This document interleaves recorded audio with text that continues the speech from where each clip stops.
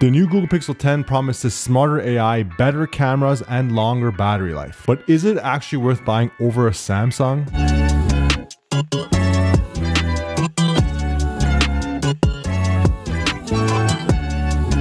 Before we get into it, guys, I'm getting so close to 1,000 subscribers. I really need your help, so hit that subscribe button, hit the like button. I need your help for that last little push just to get this channel monetized. I've been grinding it out, and I need your support. Now, I currently use an S24 Ultra as my daily phone, so I want to see, does the Pixel 10 being this year's base model Pixel compete with the flagship Samsung from last year? Now, you might say that's an unfair comparison, but price-wise, they're basically the same right now. You can pick up an S24 Ultra. A lot of carriers still have them as brand new units. So at the same cost, does it make sense to go with the newer base model Pixel, or should you pick up last year's flagship from Samsung? In my view, the Pixel has always been the iPhone of the Android world. You get your hardware and software made by one company, which should give you that smoother user experience. And the new Tensor chip is even more vertically integrated. They're taking a page straight out of Apple's book. But is the recipe really working here? I'm not so convinced, so stick around. We're going to cover more about that later. Starting off with the hardware, the phone is the right size, super comfortable to hold. I do like the finish of it a lot. The blue color that I picked, I think looks absolutely amazing, very clean, and it stands out from all the silver, gray, black phones. But I did notice right away that the front-facing camera looks a little bit big, especially compared to my S24 Ultra. The aluminum edge is beautiful, but the back is still made out of glass. Phone makers, stop doing this. Now, the camera bump at the back is pretty big, but because it's evenly spread, it sits nicely on a table. There's no wobble. And the base phone does have triple cameras, which is a nice touch. The screen is pretty good, and it does go up to 120 Hertz, but the default setting is 60 Hertz, so you do have to change that. Also, the camera's default setting when you're taking videos is 1080p at 30 frames per second. If you want 4K, you do have to change those settings as well. My guess is they're trying to save on storage and battery. The user interface is very clean and simple, but those defaults will mean that most people that are non-tech savvy will never actually get the full performance out of their phone. The speakers are actually really good, and they definitely impressed me.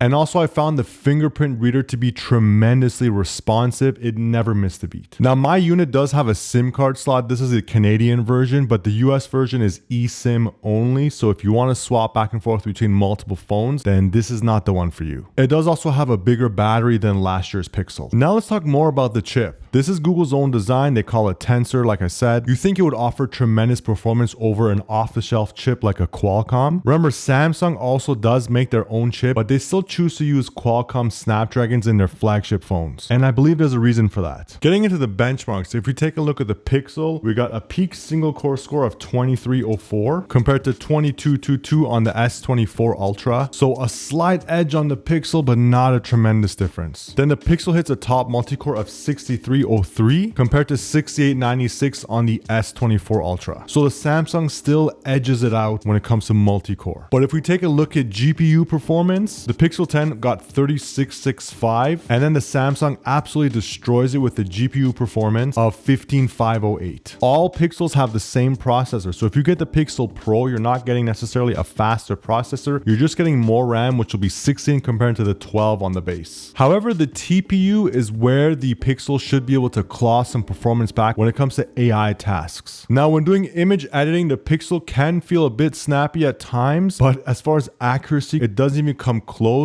The Samsung destroys the Pixel. I've had the Pixel do weird things and generate totally distorted weird images where the same picture on the Samsung comes up perfectly. Using the Pixel feels okay most of the time, but I have noticed lag from time to time, which is weird for a brand new phone where I've installed barely anything on. The S24 Ultra has felt fast since day one. I still don't have any sort of noticeable lag, so the fact that I can already feel that on the Pixel from day one is very concerning when it comes to long-term ownership. Pixel Snap is cool. Basically, the Pixels have MagSafe, so they've got a circular magnet built into the phone, and that'll work with any MagSafe accessories. I did have to put a magnet case on my S24 Ultra to get that functionality. I have a magnet mount in my car from Ugreen. It's amazing. I really like it. I'll put a link to that if you're interested. But let's dive into the cameras. because that's where Pixel phones usually come alive. So I took several pictures with both. I found that sometimes the color processing on the Pixel is a little bit nicer, but if you zoom into the photos, you can see the Samsung holds a lot more detail. Okay, here we are at nighttime. I'm gonna try zooming in on the Samsung to that stop sign. And now let's do it on the Pixel.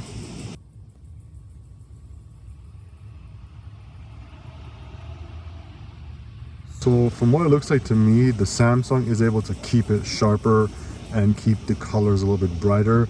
The Pixel is a lot more noisy and it's losing a lot of the colors when you're trying to zoom in on something far, especially at night. It's no comparison. There's a lot more noise and distortion on the Pixel, whereas the Samsung can really hold its own here and still give you a higher quality video. And here's a selfie camera and microphone test on the Google Pixel 10. This is set to 4K 30 frames per second. It's okay, but it's nothing special. And this is the Samsung S24 Ultra. I think you can tell right away, it's so much better. The colors are much nicer, much more true to reality. And you could even use this as a main focus video. It doesn't look like a selfie cam. So while the Pixel's camera is really good and it's not anything you would complain about, when you compare them side by side, it still doesn't compete even with Samsung's last year phone. And remember, this is the S24 Ultra. It is the flagship. But even the normal S24 and S24 Plus have pretty comparable cameras. I don't think the difference would be a lot closer. You'd still want to go for the Samsung when it comes to the best camera quality. But now let's talk more about AI, because that's really what Google's marketing is all about when it comes to the new Pixel lineup. Of course, you have Gemini Live View, and it does work really well on the Pixel. Hi, I'm Gemini. Hey Gemini, this is my fridge here, and I want to know how to change the filter.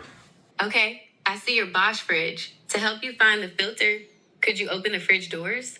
Okay, let's try looking on the top right inside the fridge. Do you see a filter housing up there?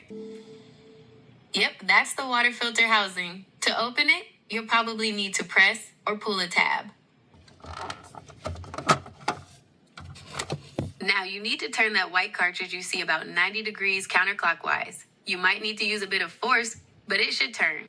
Here's the model number of the fridge. Can you actually direct me to where I can buy the replacement filter? Okay, I've got the model number. You can find replacement filters on the Bosch website or at appliance retailers like Home Depot or Lowe's. But all Android phones have this now because obviously Android is made by Google. So when it comes to technical things and trying to find answers, it certainly can be helpful. Although I do find that the actual answers are still a lot better from ChatGPT if you just take a picture of something and get a full breakdown of what to do if you're trying to repair something or figure something out. But getting that live view built in on the phone is a pretty nice feature. Another cool thing the Pixel has is Pixel Studio, which can actually generate items inside your picture. Samsung has something similar too, but when I tried Pixel Studio, I found it worked pretty well and I had a laugh. Let's see if it can give me hair. So now you describe it. Give me hair on my head. Let's see.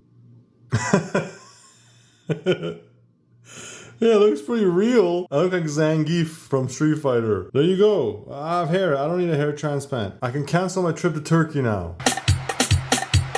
But the real question is, when do these types of features come to video editing? The battery on the Pixel is pretty good, but still not as good as my S24 Ultra. When I got the S24, I could use it for 2 full days out of the box without having to worry about battery at all. With the Pixel being basically brand new, I still can't get a full 2 days. I can get a full day and a little bit of a second day before I have to charge it. So the concern is between 6 months to a year, when the battery starts to decay, what is the Pixel going to be like? So here are the things I liked about the Pixel. I love the design. I think it looks fantastic. It is definitely the right size and much more comfortable to hold compared to my S24 Ultra. I do wish Samsung gave you the Ultra phone in a smaller size, not necessarily for me because I have big hands, but for other people that want a flagship phone at a smaller size. The fingerprint reader is blazing fast. You can definitely rely on it. Some of the AI features are pretty good on the Pixel, but I still think Samsung's AI is far superior. The minimalistic software on the Pixel is nice too for new users coming to Android. And Pixel Snap is awesome to have. I think all phones should have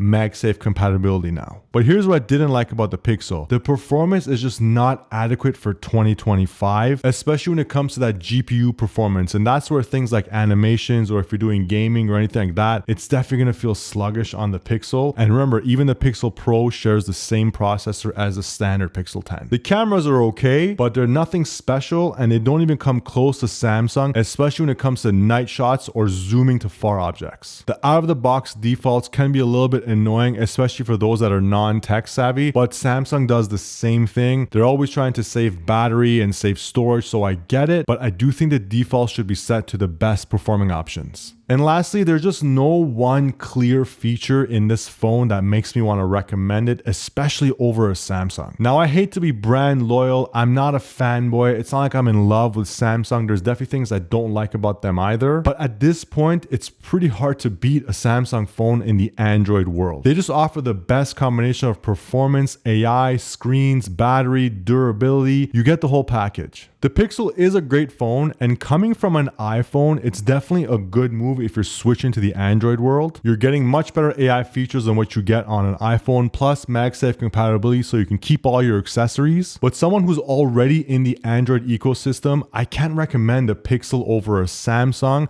unless you really like something specifically about the Pixel. So for now, I'm sticking with the S24 Ultra, but let me know which manufacturer phone you use and why you think they offer the best value. However, if you do want to pick up the Pixel, definitely check the links in the video description to help support the channel so I can keep making videos like this. And also, if you're into gaming, check out my video on the Lenovo Legion Go. Now, the Legion Go 2 is out now, but it's almost double the price of the first Legion, and the first Legion is going on sale all over. So I think it's one of the best value gaming handhelds at the moment. My name is Baz, and you're watching ProSharper. On this channel, we focus on making tech buying easy with unbiased reviews. If that sounds good to you, then I hope to see you next time. Subscribe, guys, subscribe. I'm getting almost to 1,000 subscribers. I really need your help for that last little push to get this channel monetized. I really want to grow this thing and help you guys out.